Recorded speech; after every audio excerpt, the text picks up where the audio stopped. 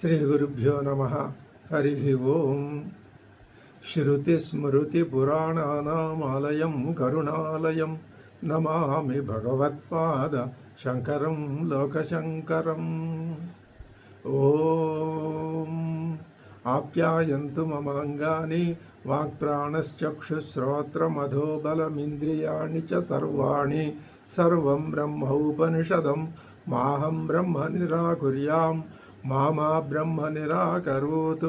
అనిరాకరణమస్త్వనిరాకరణం మేస్తు తదాత్మని నిరతేయ ఉపనిషత్సు ధర్మాః తే మయి సంతు తే మయి సంతు. ఓం శాంతి శాంతి శాంతి. ఓం కేనేషితం పతతి ప్రేషితం మనః కేన ప్రాణః ప్రథమః ప్రైతియుక్తః కేనేషితాం వాచమిమాం వదంతి చక్షుశ్రోత్రం కావు దేవో యునక్తి. శ్రోత్రస్య శ్రోత్రం మనసో మనో యద్వాచోకవాచం సవు ప్రాణస్య ప్రాణః చక్షుషశ్చక్షుః అతిముచ్య ధీరాః ప్రేత్యాస్మాల్లోకాదమృతా భవంతి. న తత్ర చక్షుర్గచ్చతి న వాగ్గచ్చతి నో మనః న విద్మో న విజానీమో యథైతదనుశిష్యాత్. అన్యదేవ తద్విదితాత్ అధో అవిదితాత్ అధి ఇతి శుశ్రుమ పూర్వేషాం ఏనస్తద్వ్యాచచక్షిరే. యద్వాచానభ్యుదితం ఏన వాగభ్యుజ్యతే తదేవ బ్రహ్మత్వం విద్ధి నేదం యదిదముపాసతే. యన్మనసా న మనుతే ఏన ఆహుర్మనో మతం తదేవ బ్రహ్మత్వం విద్ధి నేదం యదిదముపాసతే. యచ్చక్షుషా న పశ్యతి ఏన చక్షుగుంసి పశ్యతి తదేవ బ్రహ్మత్వం విద్ధి నేదం యదిదముపాసతే. యశ్రోత్రేణ న శృణోతి ఏన శ్రోత్రమిదం శృతం తదేవ బ్రహ్మత్వం విద్ధి నేదం యదిదముపాసతే. యత్ప్రాణేన న ప్రాణితి ఏన ప్రాణః ప్రణీయతే తదేవ బ్రహ్మత్వం విద్ధి నేదం యదిదముపాసతే. యది మన్యసే సువేదేతి దభ్రమేవాపి నూనం త్వం వేద్ధ బ్రహ్మణో రూపం. యదస్య యదస్య దేవేష్వధను మీమాంస్యమేవ తే మన్యే విదితం.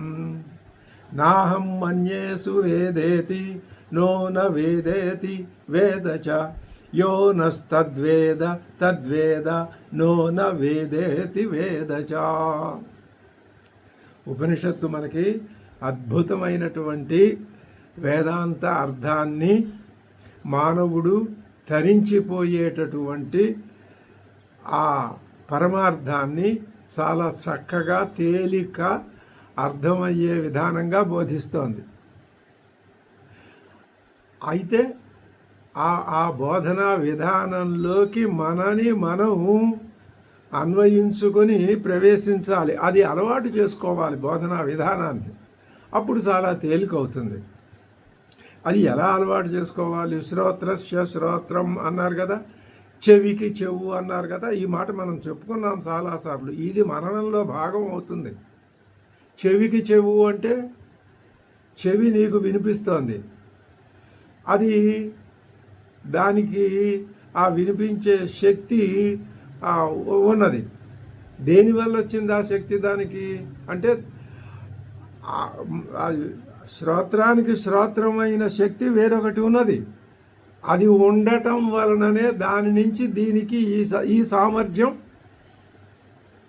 వచ్చింది. అలాగే కన్ను, ముక్కు, ప్రాణం, మనస్సు ఇవన్నీ కూడా వీటికి సహజంగా ఆ చైతన్యం లేదు. ఇవి జడ పదార్థాలు. ఇది చాలా ప్రధానమైన విషయం.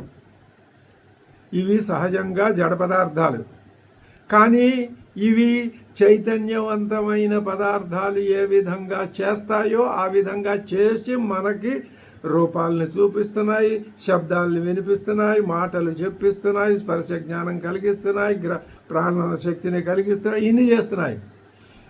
అవి సహజంగా అచేతనాలు అయ్యుండి కూడా అవి మానవుడికే ఎందుకు ఇచ్చాడు? ఇది పెద్ద చర్చ. మానవుడికి రెండు జ్ఞానాలు ఉన్నాయి. ఏమిటవి అంటే, ఇదిగో ఈ చైతన్య జ్ఞానం ఉన్నది. మామూలుగా పుట్టుకతో ఉన్నటువంటి ఆ జ్ఞానం కూడా అన్ని జంతువులకి లాగానే వాసనా జ్ఞానం ఉంటుంది. కానీ ఈ చైతన్య జ్ఞానం మానవుడికే ఉంది. అది గొప్పతనం అక్కడ. ఆ చైతన్య ఈ ఈ జడ పదార్థాలైన ఈ ఇంద్రియాలు నిజంగానే జడ పదార్థాలు అయినప్పటికీ చైతన్య పదార్థాల్లాగా పనిచేస్తున్నాయి. ఎలాగా అంటే, ఆ చైతన్యం యొక్క సామీప్యంలో చైతన్యం ఉండటం చేత. దీనికి అనేక ఉదాహరణలు చెప్పారు భగవత్పాదులు. సరే, ఉండటం అయితే మరి ఇక్కడ ఖచ్చితంగా రెండు అభిప్రాయం లేదు. అదేదో శక్తి మీరు ఉంది అంటున్నారు, దాని యొక్క సామీప్యంలో అది ఉండటం వల్ల దాని నుంచి ఆ చైతన్య శక్తి వీటిలో ప్రతిఫలించి ఇవి ఆ పని చేస్తున్నాయి అంటున్నారు. నో, ఇది మేము నమ్మం. వీటికే ఉంది. ఇవి పుడతాయి కదండి, పుట్టేటప్పుడే వస్తాయి, పోయేటప్పుడు పోతాయి, అంతే తప్ప దీనికి అదేం లేదు. ఇది ఒక వాదం. కానీ వేదం దీన్ని పూర్తిగా తిరస్కరించి సహేతుకంగా, యుక్తియుక్తంగా, ఇదిగో కేనోపనిషత్తు అలాంటి నిరూపణల్లో ఛాంపియన్, మొట్టమొదటి ఉపనిషత్తు. ఇంకా ఏ ఉపనిషత్తు కూడా ఇంత స్పష్టంగా ఆ చైతన్య శక్తి యొక్క ఉనికిని నిరూపించలేదు. కేనోపనిషత్తు నిరూపించింది. అది మనం అర్థం చేసుకోలేక ఉపనిషత్తును నిందించటం, లేకపోతే మిగిలిన వాదాలను సమర్థించటం ఇలా వస్తుంది. సరే, ఇప్పుడు ఇవి జడ పదార్థాలు కదా, వీటికి సహజంగా ఆ శక్తి లేదన్నాం కదా. బ్రహ్మానికి అయితే మరి ప్రతిఫలిస్తుంది కదా. ఇవి శబ్దాలని గ్రహిస్తున్నాయి, రూపాలని గ్రహిస్తున్నాయి, అలాగే బ్రహ్మని కూడా గ్రహిస్తాయండి. ఇది పాయింట్. లేవు, గ్రహించలేవు. ఇది చాలా చిక్కు ప్రశ్న. ఇది ముందేం చెప్పాము? ఆ చైతన్యం యొక్క ఉనికి వలననే, సర్వవ్యాప్తమైన చైతన్యం వలననే జడ పదార్థాలైన ఇవి ఆ ధర్మాన్ని నిర్వహించి నిన్ను చేస్తున్నా. నీకు ఏం చెప్తున్నాయి? నీ ఇష్టం వచ్చిన రూపాన్నల్లా చూడమని, నీ ఇష్టం వచ్చిన రుచినల్లా గ్రహించమని, నీ ఇష్టం వచ్చిన పిచ్చి శబ్దాలను వినమని, అవే వాటి అర్థం. ఆ చైతన్య శక్తి ప్రతిఫలించి అవి చేయడం కాదు. వాటి అర్థం చెప్పమంటారా? ఖచ్చితంగా ఇవి మేము ఎలాగా నీకు చైతన్యాన్ని ప్రతిఫలించి నీకు మేము ఇవి చేస్తున్నామో మా వెనకాలన్న శక్తిని చూడు అని తెలుసుకో, అది నీ స్వరూపం అని చెప్పడానికి ఇవి చేస్తున్నాయి తప్ప నిన్ను ఇంకా ఇంద్రియ లౌల్యంలో ముంచి తేల్చడానికి కాదు. కానీ మనం చేసే పని అదే. ఇది మాయ. అంటే ఎందుకు చేస్తామండి మేము? మాయ. వేటి మాయ? ఆ ఇంద్రియాల యొక్క మాయ. అంటే మాయ అంటే శంకర భగవత్పాదులు మాయావాదాన్ని మేము సమర్థించమనే పెద్దలు, పండితులు, మహాపండితులు ఉన్నారు. సరే, ఇవన్నీ ఈ చర్చలు, వాదాలు, ఉపవాదాలు మనకి సమయం లేదు, మనకి అనవసరం కూడా. మనకు కావాల్సిందల్లా ఉపనిషత్ సారం ఎంత చక్కగా రోజు రోజుకి గ్రహించగలుగుతున్నామో అంత చక్కగా గ్రహించగలిగితే చాలు. అది కాబట్టి మరి ఎందుకు గ్రహించలేదండి ఆ బ్రహ్మాన్ని? ఇది చర్చ. మా ఇంద్రియాలు రూపాన్ని, మీరు భగవంతుడి విగ్రహం పెట్టండి, కృష్ణ పరమాత్మ విగ్రహం పెట్టండి, ఆయన చేసిన లీలలు దశమస్కంధం అంతా గుర్తు చేస్తాయి నాకు కళ్ళు. మరి అలాంటప్పుడు ఆ పరబ్రహ్మను ఎందుకు చెప్పలేవు? ఎందుకు చూడలేవు? ఎందుకని అంటే అది చూడగలవు. ఎప్పుడు చూడగలవు? జాగ్రత్తగా అర్థం చేసుకోవాలి. ఎప్పుడు చూడగలవు? నీకు ఎదురుకుండా ఓ పుస్తకం, ఓ ఫోను, ఓ పెన్ను, ఒక బల్ల, ఇవన్నీ ఉన్నాయి. ఇవి విషయాలు అయ్యాయి నీకు. కాబట్టి నువ్వు చూస్తున్నావు. కానీ ఆత్మ పదార్థం విషయం కాదే. ఎందుకు విషయం కాదండి? నీ స్వరూపమే నీకు విషయమా? ఏమయ్యా, ఎన్నిసార్లు చెప్పాలయ్యా? నీకు అర్థం కావట్లేదా? నీ స్వరూపం నీకు విషయం అయితే అది నీ స్వరూపం కాదయ్యా. ఈ మాత్రం లాజిక్ అర్థం కాదా? మిగిలినటువంటి అన్ని వాదాలు ఈ ఒక్క మాట వల్ల పరాస్తం అయిపోతాయి. నీ స్వరూపమే అది అవటం చేత అది నీకు విషయం కాదు. మరి ఎలాగండి? చెప్పుకున్నాం, ఇంతకుముందు 10 సార్లు చెప్పుకున్నాం. నువ్వు అది అయిపోవటమే. అవటం అయిపోవమని చెప్తున్నారు కానీ చాలా కష్టమే. ఈ ఇంద్రియాల ప్రభావం ఎక్కువగా ఉంది కదా. కాబట్టి ఈ విధంగా దాన్ని ఆ బ్రహ్మాండ యొక్క సారాంశాన్ని జగర్జచ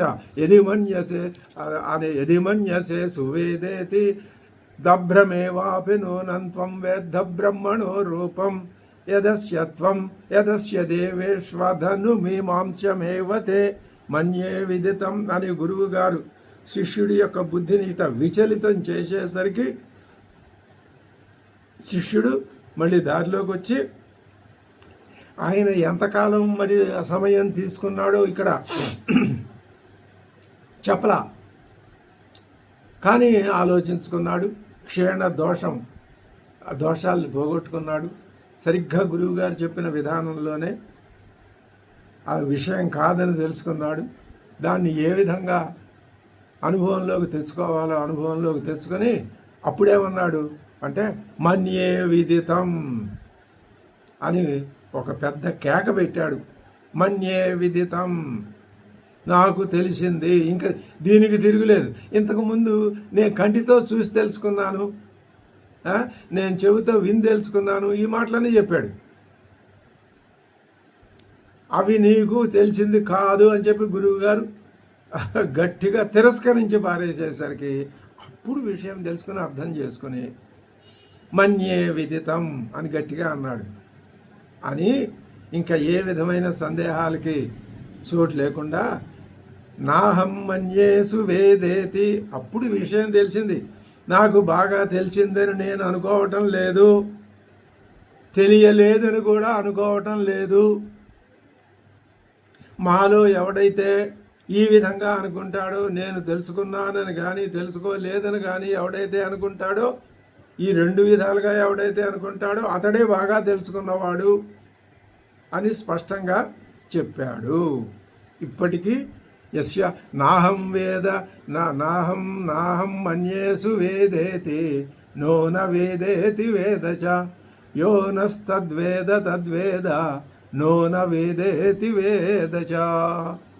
అంతవరకు ఉన్నటువంటి మంత్రవర్ణాలని మనం సంపూర్ణంగా యథాశక్తిగా గ్రహించాం. ఇప్పుడు తర్వాత మంత్రవర్ణం వస్తున్నది. ఇది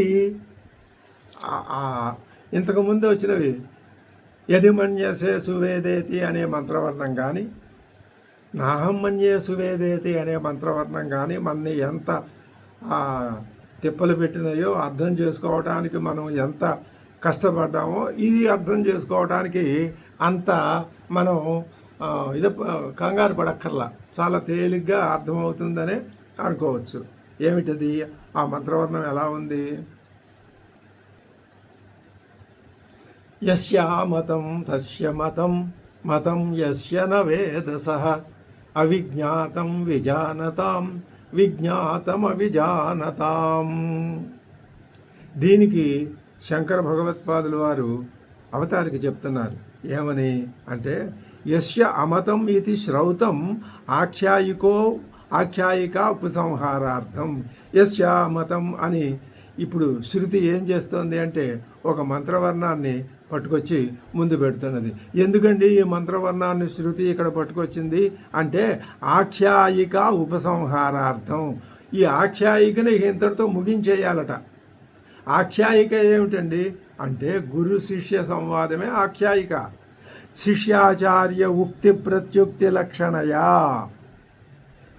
దీని లక్షణం ఏమిటి? ఆఖ్యాయిక లక్షణం శిష్య ఆచార్య ఉక్తి ప్రత్యుక్తి, ఆయన ప్రశ్న జవాబు ఆ రూపంగా. అనుభవయుక్తి ప్రధానయ, ఇది ప్రధానం. ఆ అనుభవమే ప్రధానం తప్ప నేను విన్నాను, నేను చూశాను, నేను స్పర్శించాను, మరి లేకపోతే నేను వర్ణించేశాను, ఇలాంటివన్నీ పనికిరావు. మరి ఏదో ఒకటే పనికొచ్చేది అనుభవం. అనుభవ యుక్తి ప్రధానయ ఆఖ్యాయికయ. అందుకనే ఏమన్నాడు శిష్యుడు, ఏమన్నాడు అంటే మన్యే విదితం అన్నాడు. అది మన్యే విదితం. ఇది ఎలా ఎందువలన వచ్చిన మాట? శిష్యుడు ఏమన్నాడు? మన్యే విదితం, అనుభవపూర్వకంగా అంటున్నాడు ఆ మాట, మన్యే విదితం అని. అదిగో అదే చెప్తున్నారు ఇక్కడ శంకర అనుభవ యుక్తి ప్రధానయ ఆఖ్యాయికయ యహ అర్థ సిద్ధ. ఏ అర్థమైతే ఇప్పటి వరకు మీకు ఫలించిందో సిద్ధించిందో మీరు అర్థం చేసుకున్నారు, మీకు ఎంతో వివరంగా చక్కగా మేము చెప్పాము, మంత్రవర్ణాలు చెప్పినాయో దానికి ఒక భాష్యం కాదని, పదభాష్యం కాదని, వాక్య భాష్యం కూడా మేము వర్ణించి చెప్పాము. ఎవరు చెప్తున్నారు ఈ మాట? శంకర భగవత్పాదులు, జగద్గురువులు చెప్తున్నారు. అది మేము చెప్పాము. అది సహా శ్రౌతేన వచనేన ఆగమ ప్రధానేన నిగమన స్థానీయేన సంక్షేపత ఉచ్యతే. నిగమన స్థానీయం, ఇక ఉపసంహార రూపకంగా. ఇంకా ఈ అర్థాన్ని మేము ఇంతవరకు చెప్తే చాలు, ఇంకా అర్థం కాలేదండి ఇంకా చెప్పండి అంటారు మీరు. అక్కర్లా. ఈ చెప్పింది 1కి 10 సార్లు, 10కి 100 సార్లు, 100కి 1000 సార్లు, 1000 అని కాదు, ఇదని కాదు, మీ జీవితాంతం ఈ అర్థాన్ని ఇదే ఇంతవరకు చెప్పిన నాహం మన్యే సువేదేతి అంతవరకు ఈ కేనోపనిషత్తులో ఆ మంత్రవర్ణాలను మననం చేసుకోండి. అదే ముక్తికి మార్గం. మననం చేసుకోకపోతే అసలు ఇదంతా వ్యర్థం. కాబట్టి ఇంతవరకు చెప్పాము. ఇంక మేము ఏం చేస్తామయ్యా? ఉపసంహార ఆగమ ప్రధానం. ఇది ఎలా ఆగమ ప్రధానం? గురు శిష్య పరంపరగా వచ్చింది. అందుకనే కేనోపనిషత్తు ఆగమ ప్రధానోపనిషత్తు. మరి ఈశావాస్యోపనిషత్తు ఉపదేశ ప్రధానోపనిషత్తు. ఇది అది ఆగమమే. కానీ ఆగమంలో కూడా కూర్చోబెట్టి ఇంకా ఆఖ్యాయిక లేదు, ఏమీ లేదు, ఉన్న విషయం డైరెక్ట్గా చెప్పేసింది. పైగా ఈశకి కేనకి ఇప్పుడు మనం 2 ఉపనిషత్తులు చదివాము. ఆ ఈశలో ఏమిటి అంటే మనం సాధకుల్లో ఉన్న రకాల్ని ఉత్తమ, మధ్యమ, మంద, అధికారులు అనే 3 రకాలుగా విభజించి మళ్ళీ ఇందులో కూడా ఉత్తమ అధికారులు అన్నారు. ఉత్తమ అధికారుల్లో కూడా ఉత్తమ మధ్య, ఉత్తమ అధమ, ఉత్తమ మంద. అలాగే మధ్యాధికారుల్లో కూడా 3 రకాలు, మరి మందాధికారుల్లో కూడా 3 రకాలు. ఎన్ని రకాలైనా పెట్టుకోవచ్చు, దానికి ఏముంది. కాబట్టి ఇప్పుడు ఏమవుతుందన్నమాట, 3 రకాలైనటువంటి అధికారుల్ని దృష్టిలో పెట్టుకొని ఉత్తమాధికారులకి ఒకే ఒక్క ముక్క చెప్పింది చాలు, ఒకసారి చాలు, ఇంకా వాళ్ళకి రెండోసారి కూడా అక్కర్లా. ఈశా వాస్యం యదుగం సర్వం, అయిపోయింది మీ క్లాసు, ఇంకా మీరు వెళ్ళిపోండి అని వాళ్ళని పంపించేశారు. ఇంకా మధ్యమాధికారులు ఉన్నారు, వాళ్ళకి చెప్పారు. మందాధికారులు ఉన్నారు, అతి మందాధికారులు ఉంటారు, వాళ్ళకి కూడా చెప్పారు. ఈ 3 రకాలుగా చెప్పి అసలు మొత్తం అంటే ఈశావాస్యోపనిషత్తు మొదటి ఉపనిషత్తు అని అంటారు కదా, దానికి ఇది కారణం. ఏమిటి? జనరల్గా ఒక ఇంట్రొడక్షన్ ఇచ్చేసి, అంటే ఓపెనింగ్ స్పీచ్ అన్నమాట, ఓ 2 గంటల సేపు ఆ నిర్వాహకుడు, వైస్ ఛాన్సలర్ ఎవరో ఒక ఆయన ఉంటాడు కదా, ఉన్నతాధికారి, ఆయన వచ్చి మొత్తం అన్ని తరగతుల వాళ్ళని కూర్చోబెట్టేసి ఆ విద్యా విధానాన్ని గురించి, దాని గురించి, అద్వైతాన్ని గురించి విపులంగా బ్రహ్మాండంగా చెప్పేసి, ఇక మీరు వెళ్ళి మీకు ఒక్కొక్కళ్ళకి ఒక్కొక్క క్లాసు మేము విషయాల్ని విభజించి వింగడించి చెప్తాము అని చెప్పినట్లుగా ఈశావాస్యం జనరల్గా చెప్పేసి తన పని తాను ముగించుకుని వెళ్ళిపోయింది. ఇప్పుడు కేనోపనిషత్తు ఇక నుంచి అంతా స్పెషలైజేషన్ అంటే పరీక్షించి దాంట్లో ఉన్న విశేషాలని తెలుసుకోవటం. అది కేనోపనిషత్తు ఏం చేసింది? జనరల్ దగ్గర నుంచి వ్యక్తి దగ్గరికి తీసుకొచ్చేసింది, వ్యక్తి నుంచి కూడా ఇంద్రియాల దగ్గరికి తీసుకొచ్చింది. ఈ సంగతి మనకు తెలుసు, ఇప్పటిదాకా ఆ మాటే మనం చెప్పుకుందాం. ఎంత సూక్ష్మంగా మనం ఉపనిషత్తుల్ని గురించి బిట్వీన్ ది లైన్స్ మనం ఏం చేయాలి? భావన చేయాలి. అది సంప్రదాయాన్ని వ్యతిరేకించకూడదు, సంప్రదాయబద్ధంగా ఉండాలి. నూతనాతి నూతనమైన ఆలోచనలు వస్తాయి. రాకపోతే అది చైతన్యం కాదు. రమణీయార్థక ప్రతిపాదకమైనటువంటి రమణీయార్థాలు తోస్తాయి. తొయ్యకపోతే అది తోచుబడి కాకపోతే అది అది అది అది అంతే. కాబట్టి ఇప్పుడు ఏంటన్నమాట, ఈ ఉపనిషత్తు అంతగా చక్కగా స్పెషలైజేషన్ చేసి తీసుకొచ్చి దగ్గరికి పెట్టింది. ఇక దీన్ని ముగించేస్తామయ్యా మేము అని సంక్షేపత ఉచ్యతే అని ఇప్పటిదాకా జరిగిన మొత్తం సారాంశాన్ని అదే మనం అనుకున్నాం. అదే భగవత్పాదులు ఉపోద్ఘాతంలో చెప్తున్నారు. సంక్షేపత యదు ఉక్తం విదితాతు అన్యతు వాగాదీనాం అగోచరత్వాతు సంక్షేపత ఉచ్యతే. యదు ఉక్తం విదితాతు అన్యతు వాగాదీనాం అగోచరత్వాతు మీమాంసితంచ అనుభవోపపత్తిభ్యాం బ్రహ్మ తతు తథా ఏవ జ్ఞాతవ్యం. అది దాన్ని మీరు అలాగే పట్టుకోవాలి. ఆ బ్రహ్మాన్ని ఆ విధంగానే తెలియాలి. ఏ విధంగానండి? యదుక్తం మీకు మేము చెప్పాను చూశారా?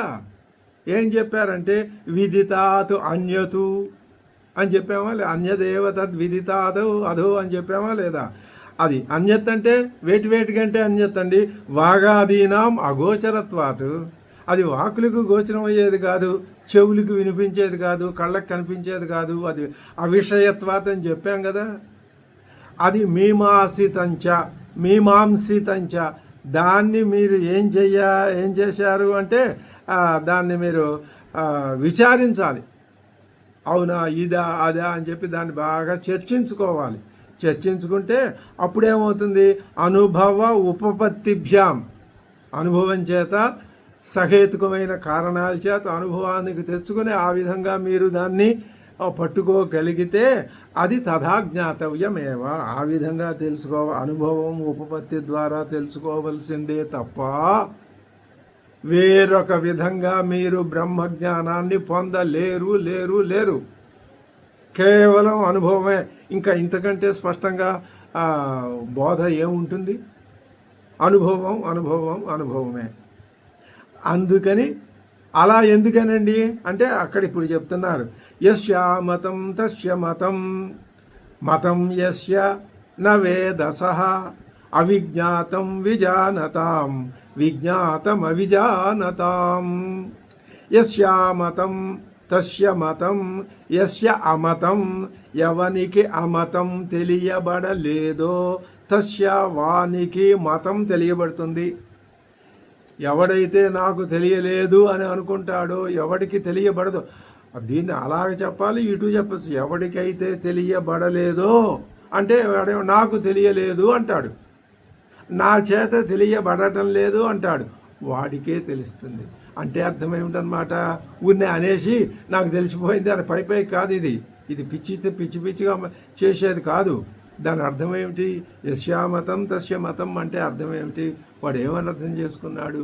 ఇంద్రియాల ద్వారా అది తెలుసుకోబడేది కాదు, ఇంద్రియాలకు విషయం కాదని ఎవడైతే గ్రహిస్తాడో వాడే దాన్ని గ్రహించగలడు. ఎలా గ్రహించగలడు? అనుభవం ద్వారా. అదే మాటగా పైన చెప్పింది. చాలా తేలిక, ఇందులో పెద్ద జటిలమైన విషయం ఏమీ లేదు. యస్యామతం తస్య మతం.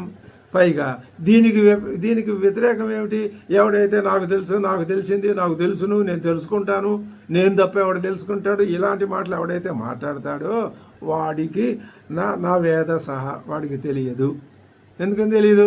వాడు ఏమనుకుంటున్నాడు? ఇంద్రియాల ద్వారా తెలుసుకుంటాను అంటున్నాడు. అది సాధ్యం కాదు. అందుకని అది ఖండించాం. అందుకని ఇదే అర్థాన్ని ఇంకో మాట, అవిజ్ఞాతం విజానతాం. తెలిసిన వాళ్ళకి, మాకు తెలిసింది అనుకునే వాళ్ళకి అవిజ్ఞాతం, తెలియబడదు. విజ్ఞాతం, అవి మేము తెలుసుకోలేకపోతున్నాము, మాకు తెలియట్లేదు, మేము తెలుసుకోవాలి కానీ తెలుసుకోలేకపోతున్నాం అని ఇలా ఎవడైతే అనుకుంటాడో అతడికి విజ్ఞాతం తెలుస్తుంది. అంటే మన దారి మనకి ఓపెన్గానే ఉంది, దానికేం మనం బాధపడక్కర్లేదు. ఇప్పుడు భగవత్పాదుల వారు భాష్యం చెప్తున్నారు.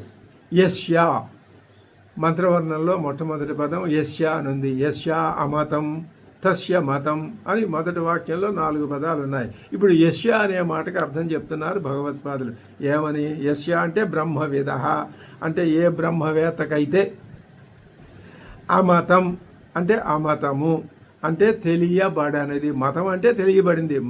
మనస్సు చేసే పని మతం, తెలుసుకొనబడింది.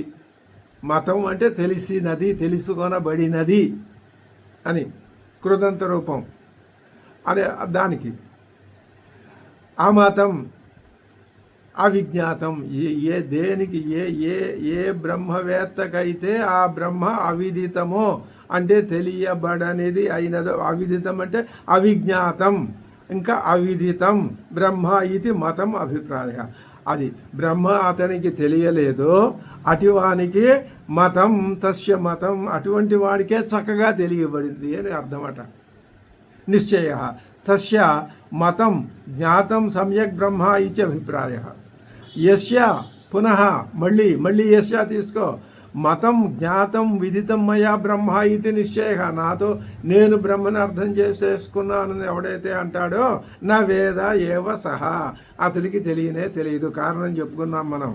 నా బ్రహ్మ విజానాతి సహా, అతడికి బ్రహ్మ అంటే తెలియదు. ఇప్పుడు ఇక్కడ దీనికి అవిజ్ఞాతం విజానతాం, విజ్ఞాతం అవిజానతాం అన్నదానికి ముందు చిన్న మాట చెప్తున్నారు. విద్వద్ అవిదుషోహో యథోక్తౌ పక్షౌ అవధారయతి. విద్వతు అవిదుషోహో, విద్వాంసుడికి అవిద్వాంసుడికి అంటే తెలుసుకున్న వాళ్ళకి తెలియదు అనుకున్న వాళ్ళకి కూడా యథోక్తౌ పక్షౌ, వాళ్ళకి ఏ పక్షాలు చెప్పబడినాయో వాటిని అవధారయతి శృతి వివరించి చెప్తున్నది. 2 పక్షాలు చెప్పారు. బ్రహ్మ తెలియబడేది కాదు అని చెప్పేది జ్ఞాని, కాదు బ్రహ్మ తెలిసేదే అని చెప్పేవాడు అజ్ఞాని. ఈ 2 విషయాలు, వీటిని శృతి ఇప్పుడు నిర్ధారిస్తోంది అని చెప్తున్నారు. ఏమని? అవిజ్ఞాతం విజానతాం ఇది. 2 మంత్రవర్ణంలో ఉత్తరార్థం చెప్తున్నారు. అవిజ్ఞాతం అంటే అర్థం ఏమిటి? అమతం అవిదితం ఏవ బ్రహ్మ అంటే తెలియబడలేదు. ఎవరికి? విజానతాం సమ్యక్ విదితవతాం ఇచ్చేతతు, బాగా తెలుసును అనుకున్న వాళ్ళకే అవిజ్ఞాతం, తెలియబడలేదు. అయితే విజ్ఞాతం విదితం బ్రహ్మ, బాగా తెలిసింది బ్రహ్మని గురించి ఎవరికి? అవిజానతాం అసమ్యక్ దర్శినాం, మాకు తెలియలేదు అనుకున్న వాళ్ళకి తెలిసినది. ఇంద్రియ మనోబుద్ధిషు ఏవ ఆత్మదర్శినాం ఇది అర్థ. ఇది అర్థం. ఏం చెప్తున్నారు? అవిజ్ఞాతం విజానతం, తెలుసుకున్న వారికి తెలియబడేది కాదు అని వాక్యం. అంటే బ్రహ్మని చక్కగా తెలుసుకున్న వాళ్ళకి బ్రహ్మ తెలియబడేది కాదని అర్థం. తెలియని వాళ్ళకి తెలిసేది అంటే బ్రహ్మ యొక్క యథార్థానుభవం లేని వాళ్ళు, అనాత్మలు అయిన ఇంద్రియాలు మనస్సు బుద్ధుల్ని ఆత్మగా స్వీకరించే అజ్ఞానులకు మాత్రమే బ్రహ్మ తెలియబడేది అగును అని అర్థం. వాళ్ళకే తెలియబడేది అవుతుంది, జ్ఞానులకు తెలియబడేది కాదు. ఎందుకని? వాళ్ళ ఆత్మస్వరూపమే కాబట్టి. అది చాలా ఇంపార్టెంట్. లేకపోతే ఆ చిక్కు వాక్యంలో పడి మునిగిపోతాం మనం. కాబట్టి అవిజానతాం అంటే అనాత్మని ఆత్మగా స్వీకరించే వాళ్ళకి అనే కానీ సుతరాము ఎదగని బుద్ధి గలవారి కానీ అర్థం కాదు. అదే చెప్తున్నారు.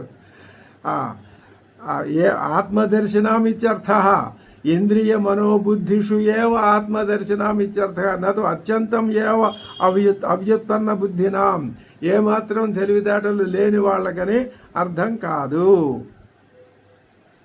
ఇంకొకసారి ఈ మాట మనం గట్టిగా స్పష్టంగా చెప్పుకుంటే అర్థమైపోతుంది.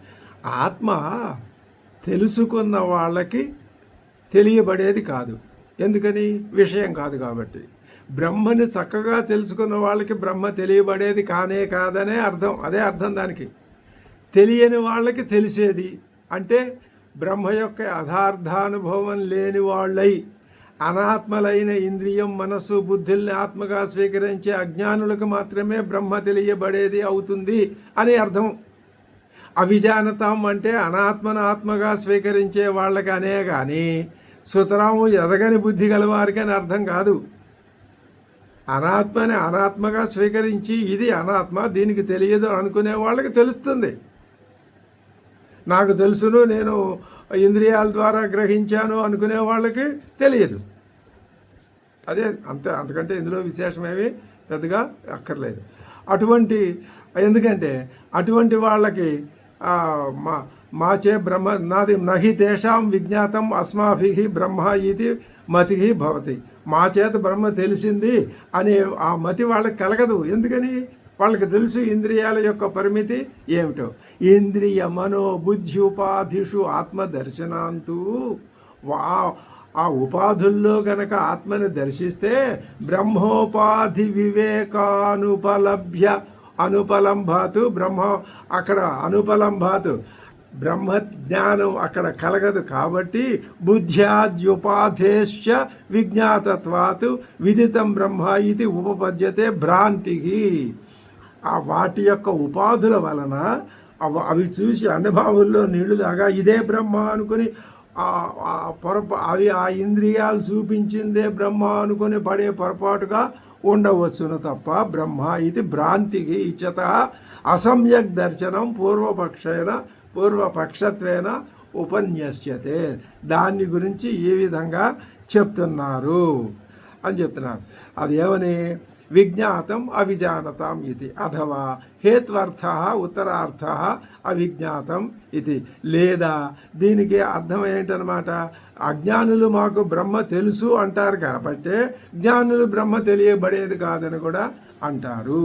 ఈ విధంగా ఈ యస్య మతం తస్య మతం, యస్య మతం యస్య నవేద సహ అవిజ్ఞాతం విజానతాం, విజ్ఞాతం అవిజానతాం అనే మంత్రవర్ణానికి పదభాష్యం చెప్పి ఇప్పుడు వాక్యభాష్యం చెప్తున్నారు శంకర భగవత్పాదులు.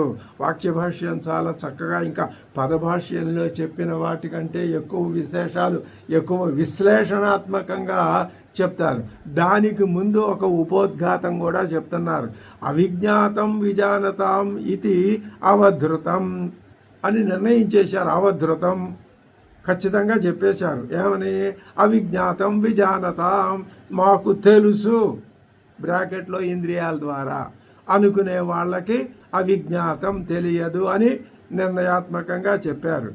అయితే యది బ్రహ్మ అత్యంతం ఏవా అవిజ్ఞాతం, మరి అలాంటప్పుడు బ్రహ్మ పూర్తిగా అవిజ్ఞాతం అయిపోతే ఇంకెందుకండి ఈ ప్రయత్నం? దండగా ఆ బ్రహ్మదారి బ్రహ్మదే, మనదారి మనదే. లౌకికానాం బ్రహ్మవిదాంచ అవిశేష ప్రాప్త. ఇంకా లౌకికులకి బ్రహ్మవేత్తలకి తేడా ఏంటండి అంటే అవిజ్ఞాతం విజానతాం అది చెప్తున్నారు. అంటే తెలియవారలకు తెలియబడనిది అవిజ్ఞాతం విజానతాం తెలిసే వాళ్ళకి అవిజ్ఞాతం తెలియబడదు అనటం అన్నది. ఇది ఒకదానికొకటి విరుద్ధంగా ఉంది కదా. ఆ బ్రహ్మ అయితే మరి బాగా తెలిసే విధానం ఏమిటండి? కథంతు తద్బ్రహ్మ సమ్యక్ విదితం భవతి అని మనలో ఒక సందేహాన్ని లేవనెత్తి దీనికి ఇప్పుడు వాక్య భాషను చెప్తున్నారు శంకర భగవత్పాదులు. ప్రాథమిక దశలో అయితే ఇంద్రియాల ద్వారా మరే విధంగా కూడా అయినా బ్రహ్మను తెలుసుకోవాలనే ప్రయత్నం చేసి ఆ ప్రయత్నం సఫలం కాకపోతే కేవలం అనుభవం ద్వారానే బ్రహ్మను తెలుసుకోవాలి. యస్య వివిధిషా ప్రయుక్త అప్రయుక్త ప్రవృత్తస్య సాధకస్య అమతం అవిజ్ఞాతం అవిదితం బ్రహ్మ ఇది ఆత్మతత్వ నిశ్చయ ఫలావసానావబోధితయ వివిధిష నివృత్త ఇది అభిప్రాయ. తన ఆత్మ జ్ఞానం చేత అంటే తన స్వరూపాన్ని తాను తెలుసుకోవాలనేటటువంటి దృఢమైన ఆ కోరిక చేతనే ఆత్మజ్ఞానం తెలుసుకోబడుతుంది అనే ఆలోచన తప్ప మరి ఏ విధంగానూ తెలియదు అనేటటువంటి ఆ పద్ధతిని ఇక్కడ తెలిసినటువంటి ఆత్మజ్ఞాన సంపన్నుడైన వ్యక్తి చెప్తున్నాడు. ఇది అభిప్రాయ. తస్య మతం జ్ఞాతం తేన విదితం బ్రహ్మ, అటువంటి వాడికే బ్రహ్మ తెలుసును. ఏన అవిషయత్వేన ఆత్మత్వేన ప్రతిబుద్ధం ఇత్యర్థ. అంటే అది విషయం కాదు, అవిషయం అవటం చేత ఆ విషయం కాంది ఆత్మే. కాబట్టి ఆత్మత్వేన ప్రతిబుద్ధం, తన ఆత్మగానే తనకు తెలిసింది తప్ప తనకు విషయంగా మనకు మాత్రం తెలియదు. సహా సమ్యగ్దర్శి, అతడు సమ్యగ్దర్శి, చక్కగా దర్శనం చేయగలవాడు. యస్య విజ్ఞానానంతరం ఏవ బ్రహ్మాత్మ భావస్య అవసితత్వాత్ సర్వతః కార్యాభావ. ఇంకా అటువంటివి బ్రహ్మతత్వాన్ని బాగా ఆత్మగతం చేసుకుని తానే బ్రహ్మ తత్వం అయిపోయిన వాడికి తత్వాత్ కార్య అభావ, ఏ విధమైనటువంటి చేయవలసిన పనులు ఉండవు. విపర్యయేణ మిథ్యాజ్ఞానో భవతి. అలా కాకుండా ఆత్మజ్ఞానంతో కాకుండా ఇంద్రియాల ద్వారా తెలుసుకుంటే వాడి జ్ఞానం మిథ్యాజ్ఞానమే. ఇంతకుముందు చెప్పిన విషయాన్ని మళ్ళీ స్పష్టంగా చెప్తున్నారు. మిథ్యాజ్ఞానో భవతి. కథం, ఎలాగండి అంటే మతం విదితం జ్ఞాతం మయా బ్రహ్మ ఇది యస్య విజ్ఞానం సహా మిథ్యాదర్శి.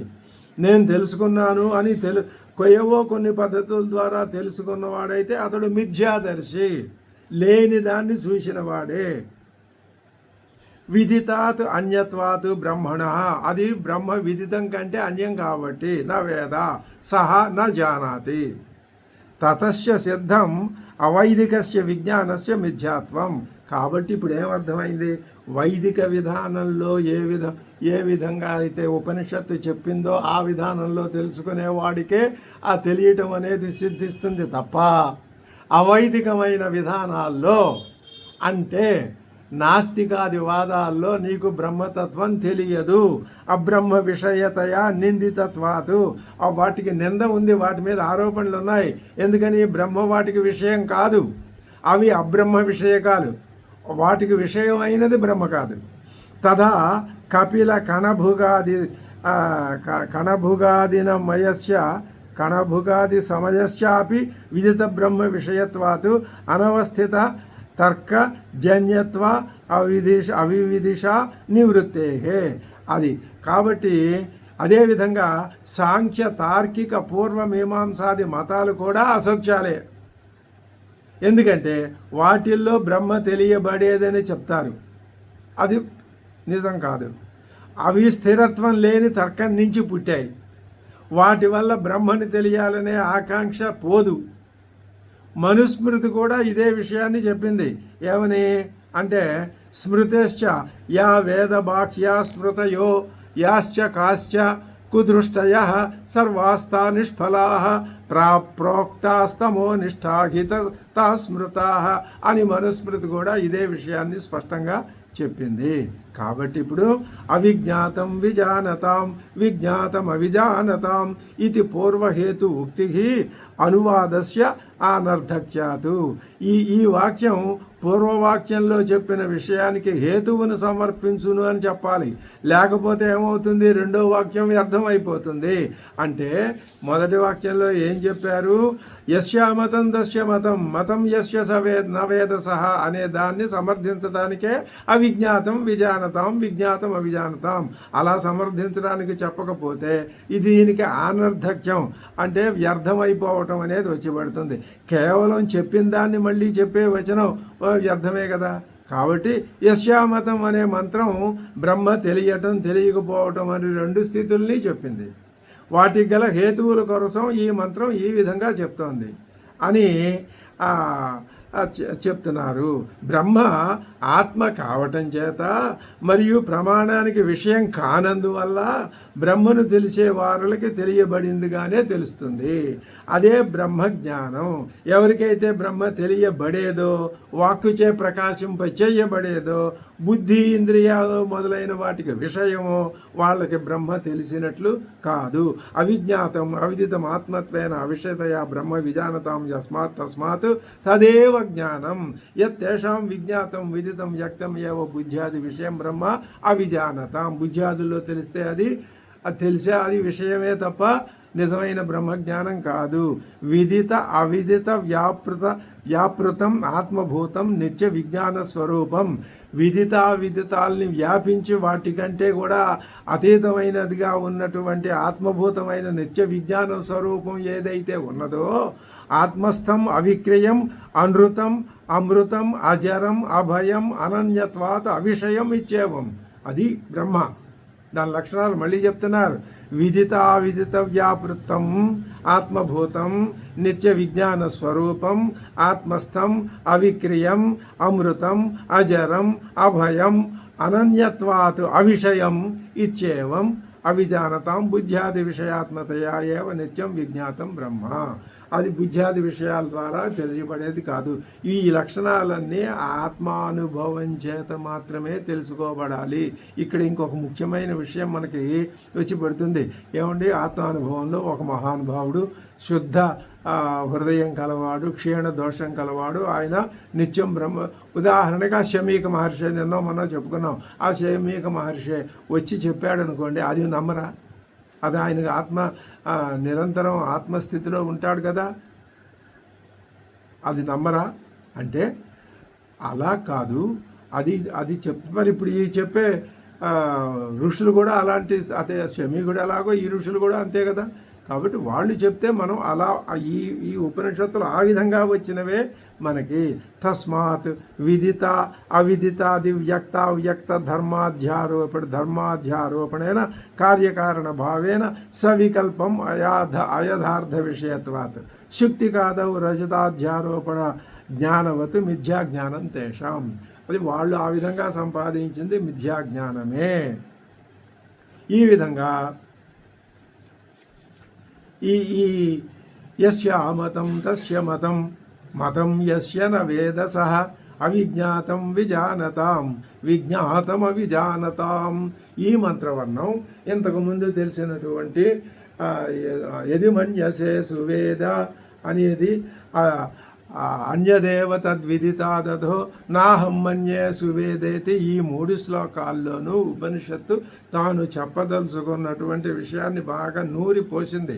ఈ తర్వాత వచ్చినటువంటి యస్యా మతం తస్య మతం అవిజ్ఞాతం విజానతం, ఇది అదే అర్థాన్ని ఇంకా చక్కగా పరిపుష్టం చేసి చెప్పింది.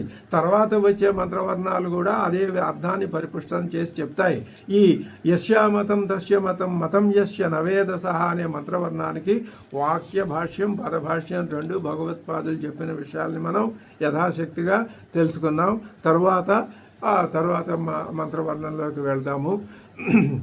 ఓం ఆప్యాయంతు మమాంగాని వాక్ప్రాణశ్చక్షుశ్రోత్రమధోబలమింద్రియాణి చ సర్వాణి సర్వం బ్రహ్మ ఉపనిషదం మాహం బ్రహ్మ నిరాకుర్యాం మా బ్రహ్మ నిరాకరోతు అనిరాకరణమస్త్వనిరాకరణం మేస్తు తదాత్మని నిరతేయ ఉపనిషత్సు ధర్మాః ते मयि सन्तु. ओम शांति शांति शांति।